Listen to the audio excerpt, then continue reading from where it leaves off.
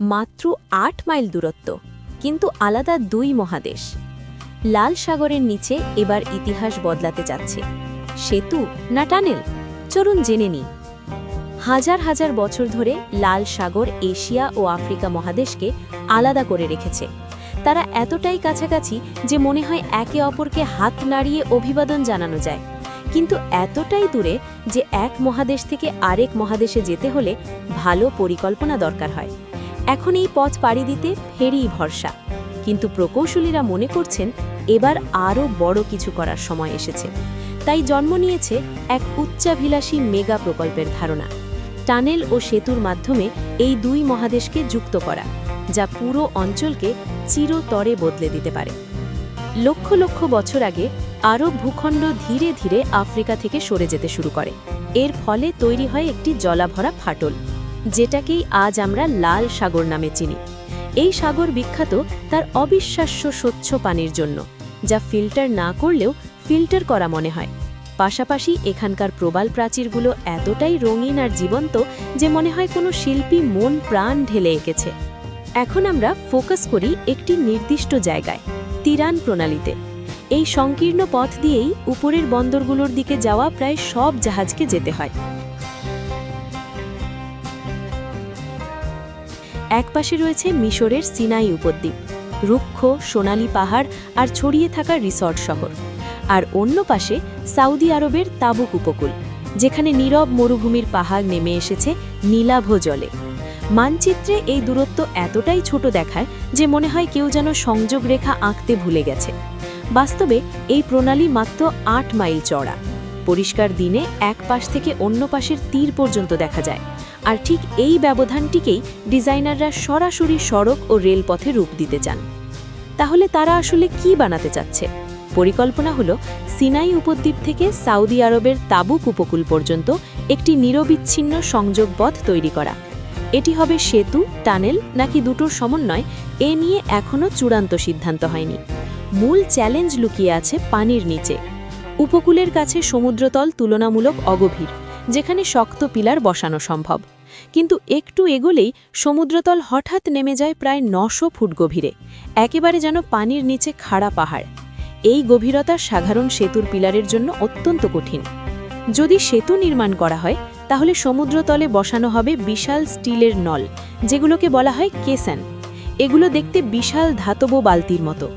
বসানোর পর ভেতরের পানি বের করে ফেলে শুকনো পরিবেশে ভিত্তি তৈরি করা হয়। তারপর কংক্রিট দিয়ে তৈরি হয় সমুদ্রতল থেকে উঠে আসা পিলার। ভাসমান ক্রেন ব্যবহার করে এই পিলারগুলোর মাঝে সড়কের অংশ বসানো হয়, একদম পাজেলের টুকরোর মতো। অগভীর জলে এটি কার্যকর হলেও গভীর পানিতে উচ্চ চাপ, নরম তলদেশ আর শক্ত ঢেউ বড় সমস্যা তৈরি করে। এই সমস্যার সমাধান হিসাবে টানেল বানানো যেতে পারে, সমস্যার নিচ দিয়েই চলে যাওয়া।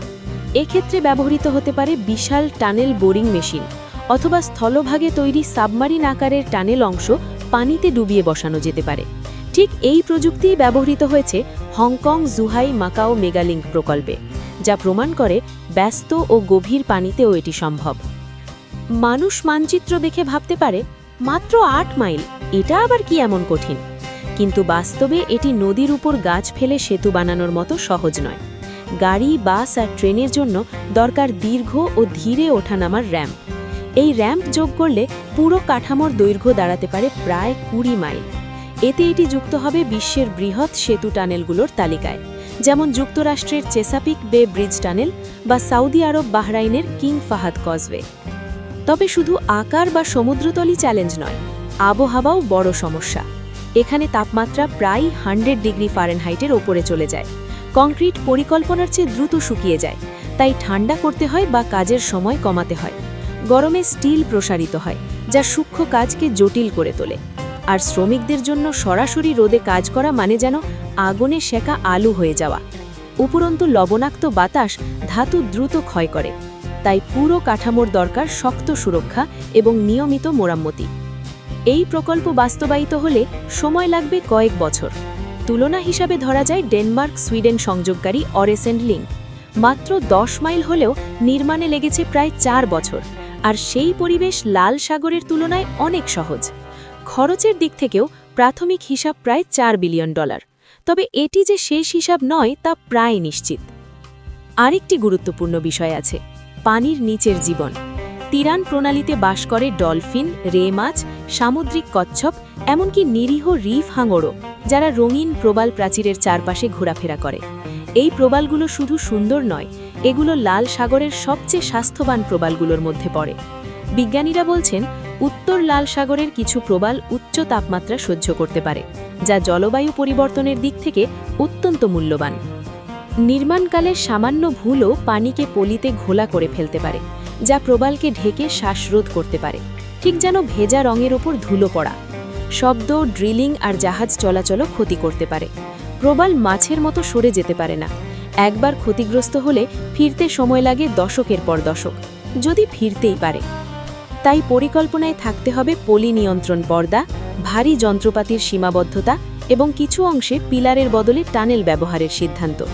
প্রতিটি সিদ্ধান্ত নিতে হবে পানির নিচের মানচিত্র দেখে, শুধু স্থলভাগের নয়। পুরো প্রকল্পে প্রয়োজন হবে বিজ্ঞানী ও পর্যবেক্ষকদের সার্বক্ষণিক নজরদারি। পানি ঘোলা হচ্ছে কিনা, সামুদ্রিক প্রাণীর আচরণ বদলাচ্ছে কিনা, সবই পর্যবেক্ষণ করতে হবে। প্রয়োজনে কাজ ধীর করতে হবে, কিন্তু প্রবালকে মূল্য দিতে হবে না। যদি সবকিছু ঠিকঠাক হয়, তাহলে সুফল হবে বিশাল। বর্তমানে ফেরি বাদ দিয়ে স্থলপথে গেলে লাল সাগরের পুরো উত্তর দিক ঘুরে যেতে হয়, 1000 মাইলের পথ। মাত্র কয়েক মাইল চওড়া একটি জলরাশির জন্য এত বড় ঘুরপথ, যেন পাশের বাড়ির দরজায় কড়া নাড়তে পুরো ব্লক ঘুরে আসা। স্থায়ী সংযোগ হলে যাত্রা হবে সহজ, সময় কমবে, বন্দরগুলোর গুরুত্ব বাড়বে। আফ্রিকা থেকে এশিয়ায় গাড়ি চালিয়ে যাওয়া হয়ে উঠবে সাধারণ হাইওয়ে পার হওয়ার মতো। হাইব্রিং ভার্জন হলে দৃশ্যটা হবে অবিশ্বাস্য। সিনাই মরুভূমি পেছনে রেখে উঠবেন উঁচু র্যাম্পে, নিচে ঝিলমিল করবে লাল সাগর। তারপর টানেলে ঢুকে জাহাজ চলাচলের নিচ দিয়ে পাড়ি দিয়ে সূর্যের আলোয় উঠবেন আরেক মহাদেশে। ট্রেন যাত্রা হবে আরও মসৃণ।